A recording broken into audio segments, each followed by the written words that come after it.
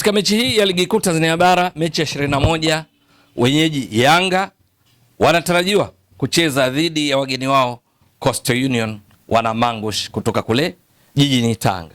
Ni mechi ambayo kwa ufupi tu kwenye makaratasi tunaweza kusema wana kazi kubwa Coastal Union kuhakikisha kwamba hawapotezi mchezo huu. Ndio, kwa sababu wanakutana na Yanga ambayo iko vizuri sana, iko kileleni mwa msimamo ligi kuu Tanzania bara. Halafu wao mwenendo wao ni wa kusuasua, wako katika nafasi ya 12 kati ya timu 16. Kwenye msimamo wa ligi kuu Tanzania bara utaona pale Yanga wako kileleni wakiwa na pointi 51 baada ya kucheza mechi 21.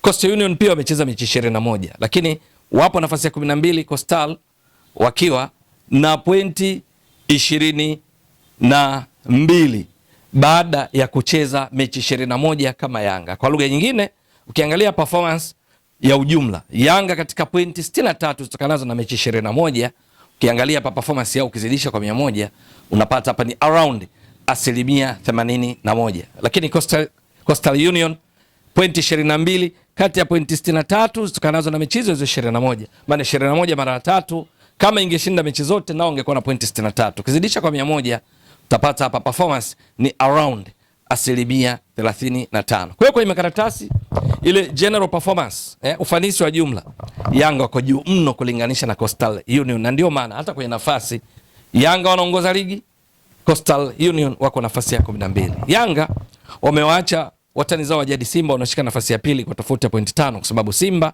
hivi sasa wana pointi 46. Lakini kuna eneo lingine kwenye mabao, Yanga ndio timu inayoongoza kwa kufunga mabao mengi zaidi. Hivi sasa Yanga wako kileleni kwenye mbio za kufunga mabao wakiwa na mabao 47, lakini kwenye kuruhusu Yanga ndio timu yenye ukuta imara zaidi ikiwa imeruhusu mabao 5, lakini Coastal Union mechi 21 wamefunga mabao 20. Kwa lugha nyingine, wamefunga bao moja pungufu ya idadi ya mechi. Wamecheza mechi 21, wamefunga mabao 20, tofauti na Yanga ambao wao wamefunga mabao 47. Lakini kwenye kuruhusu Coastal Union wameruhusu mabao 26. Yaani mabao 5 zaidi ya idadi ya mechi. Mechi 21 wameruhusu mabao 26. Na hivyo kuwa miongoni mwa timu zinazoruhusu mabao mengi. Ukizitaja timu ambazo zinaruhusu mabao mengi, ukiondoa KMC, ukiondoa Mbeya City, lakini kuna timu kama Fountain Gate, wao wamo katika orodha ya timu zinazoruhusu mabao mengi kwa idadi hii. Yanga ndio yenye ukuta imara zaidi, wao na Azam kwa kuruhusu mabao 5. Sasa zinakutana timu ambazo moja inafunga zaidi sio tu kuliko mwenzake bali kuliko timu zote katika ligi ambao ni Yanga mabao 47, lakini ndio timu yenye ukuta imara zaidi, wakati Coastal Union ikiwa miongoni mwa timu zilizofunga mabao machache lakini miongoni mwa timu zinaruhusu mabao mengi, ndio zinakutana. Kwenye mechi ya mzunguko wa kwanza, hata hivyo, haikuwa mechi nyepesi ilipokutanisha wawili hawa. Mwisho wa siku ni Yanga ndio iliyoibuka na ushindi kwa bao la Prince Pumelo Dube, tena katika dakika ya 88. Kwa hiyo hii nayo ni ya kunoti kwamba hali za timu, ubora wa mchezaji moja mmoja haukuwa na jibu la moja kwa moja juu ya nani ataibuka mshindi katika mechi ya mzunguko wa kwanza, ambapo mwisho wa siku Coastal Union walijiimarisha sana katika kuzuia, wakishambulia kwa kujibu, damage ikawa ndogo kwa kufungwa bao 1-0 tena kuelekea mwishoni mwa mchezo kama nilivyotoka kueleza dakika ya 88. Labda hilo linaweza likawasukuma Coastal Union ambayo hivi karibuni imefahamu mabadiliko katika benchi lake la ufundi. Kocha hivi sasa ni Fikirini Elias, na tangu arejee katika timu hiyo ambayo alishawahi kuifundisha hapo kabla, Coastal Union wamekuwa na mwenendo mzuri, ingawa kwenye mechi iliyopita Coastal Union walipoteza kwa mabao 2-3 kutoka kwa Fountain Gate, jambo ambalo linaweza likawa sio taarifa nzuri, kwa sababu Fountain Gate ni miongoni mwa timu ambazo kabla ya mechi dhidi ya Coastal Union zenye safu isiyo imara katika kushambulia. Ni kwa sababu wao walikuwa na mabao 11 tu, na hivyo kwa miongoni mwa timu 3 zenye safu dhaifu ya ushambuliaji. Lakini katika mechi dhidi ya Coastal Union wakacharuka na kufunga mabao 3, kiasi ya kwamba hivi sasa wamo katika orodha ya timu zile za kwenye playoff, lakini ikiwa nafasi ya 4 kutoka mkiani, kwa maana kwamba inashika nafasi ya 13. Coastal Union ni jirani wa Fountain Gate, inashika nafasi ya 12. Walipokutana Coastal Union wakafungwa mabao 3. Lakini Yanga walitoka kucheza dhidi ya timu iliyo mkiani mwa msimamo wa ligi, KMC. KMC ndio timu wakati nakutana na Yanga iliyoruhusu mabao mengi zaidi kuliko timu zote, mabao 31 kabla ya kucheza dhidi ya Yanga mechi iliyopita. Ndio timu yenye safu dhaifu zaidi katika kushambulia, ilikuwa imefunga mabao 8 tu baada ya mechi 20, lakini walipokutana na Yanga mechi ilikuwa nzito. Yanga walishinda 1-0, KMC wakiwa wenyeji, lakini haikuwa mechi nyepesi. Yanga walisubiri mpaka dakika 65 Alan Okello akafunga bao hilo pekee, kiasi ya kwamba kwenye makaratasi ilikuwa inaonyesha kana kwamba labda Yanga watapata ushindi mwepesi tena mzito wa mabao mengi, lakini mechi ilikuwa tough kiasi ya kwamba kuna nyakati unaona KMC kama mwamuzi Saad Mrope angekuwa makini na wasaidizi wake, pengine KMC kuna tukio ambalo walistahili mkwaju wa penalty pale ambapo miongoni mwa viungo wa ushambuliaji Eric Mwijage alipoangushwa katika eneo la penalty la Yanga na beki wa kushoto wa Yanga Shadrack Isaka Boka, lakini mwamuzi Mrope na wasaidizi wake hawakuliona vyema tukio hilo. Haikuwa mechi nyepesi. Sasa ni kwamba kila mmoja amebehave tofauti katika mechi iliyopita. Coastal Union wakitarajiwa kwamba watafanya vizuri dhidi ya Fountain Gate ambayo ni dhaifu katika ushambuliaji, wakafungwa goli 3.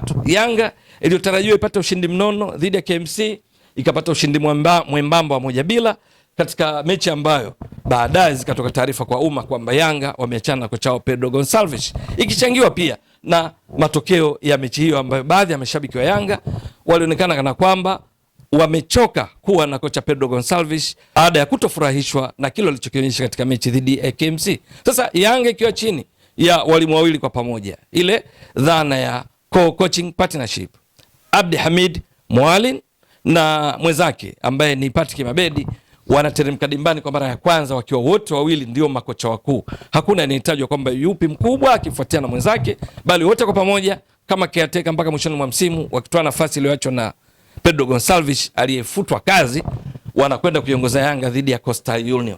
Lakini Coastal Union inatoka kupoteza katika mechi dhidi ya Fountain Gate. Lakini jambo lingine, Coastal Union ikiwa ugenini msimu huu, yani katika mechi 21 walizocheza, mechi 11 wamecheza wakiwa away Coastal Union.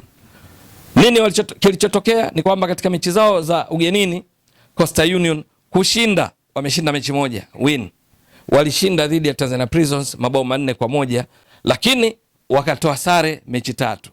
Halafu wakapoteza mechi mechi 7 loss. Hizo wamepoteza. Kwa lugha nyingine, katika mechi 11 walizopaswa kuwa na pointi 33, wao wamepata pointi, chukua hapa 3 ongeza 3, wamepata pointi 6 tu kati ya pointi 33 zilizotokanazo na mechi 11. Kwa hiyo wakiwa ugenini Coastal Union matokeo yao sio mazuri. Lakini kwa Yanga ambao wanacheza nyumbani, Yanga katika hizi mechi 21 walizocheza, 10 wamecheza wakiwa nyumbani. Katika mechi hizi 10 kushinda mechi 9, halafu sare mechi 1, halafu kufungwa 0. Kwa hiyo wamevuna pointi 28 kati ya 30, ambao ni ufanisi wa around 93%. Ni 93.3333 to infinity, around 93%. Sasa Yanga yenye performance hii ya 93% na kwenda kukutana na Coastal Union ambayo performance yake ni ya chini mno ikiwa away. Kwa hiyo kwenye makaratasi Yanga inaonekana iko vizuri zaidi kulinganisha na Coastal Union. Cha msingi ni kuona uwanjani namna ambavyo wachezaji wa timu zote mbili wanatekeleza maelekezo ya mabenchi yao ya ufundi. Wenyeji Yanga kuona Djigui Diarra golikipa kwa mfano, au Abu Talib Msheli, au Hussein Masalanga atakayepata nafasi, au mabeki wa kulia tunazungumzia Kibwana Shomari, Israel Patrick Mwenda, tunazungumzia Kwasi Atula yao watatekeleza vipi wajibu wao. Lakini beki wa kushoto Mohamed Hussein Shabalala kama atapata nafasi ya kwanza baada ya kukosekana mechi takriban 2 zilizopita, lakini Shadrack Isaka Boka, mabeki wa kati Ibra Baka, Bakari Nondo Mwamnyeto, Frank Asink, viungo wao tunazungumzia Zuke Oga Abuya, lakini tunazungumzia Aziz Andabwile, lakini tunazungumzia akina Lasin Kouma kama apata nafasi ya kucheza, Salum Abubakar Shwaboy baada ya Pedro Gonçalves kufutwa kazi, ambaye alikuwa hampi nafasi ya kutosha kabisa ya kucheza.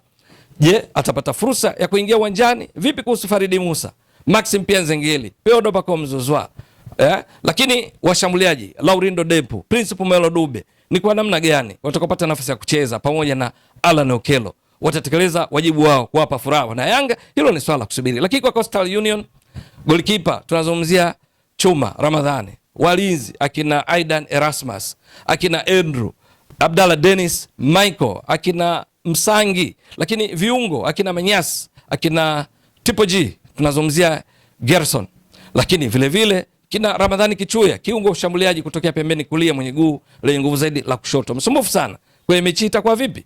Lakini unazungumzia Bakari Msimu, mchezaji mwenye kiwango cha juu katika siku za karibuni. Bakari Selemani Msimu ni kwa kiasi gani ataonyesha kiwango chake bora kutekeleza mipango kazi ya kocha Fikirini Elias ili kuwapa matokeo Coastal Union. Washambuliaji wao akina Maabad, Athmani Masumbuko aka Makambo watafanya vipi katika kutekeleza mipango ya Coastal Union ili waambulie pointi katika mechi hii inayotarajiwa kuwa ngumu yenye ushindani mkali dhidi ya Yanga. Maana Yanga wanataka waendelee kucement kujiimarisha pale juu kileleni, kwa sababu wakishinda watawaacha watani zao wajadi Simba kwa pointi 8, maana watafikisha pointi 54 ili hali Simba na pointi 46, lakini wakiwa Simba amecheza mechi 20. Coastal Union watatamani kujinasua kutoka nafasi ya 5 kutoka mkiani ambao ni hatari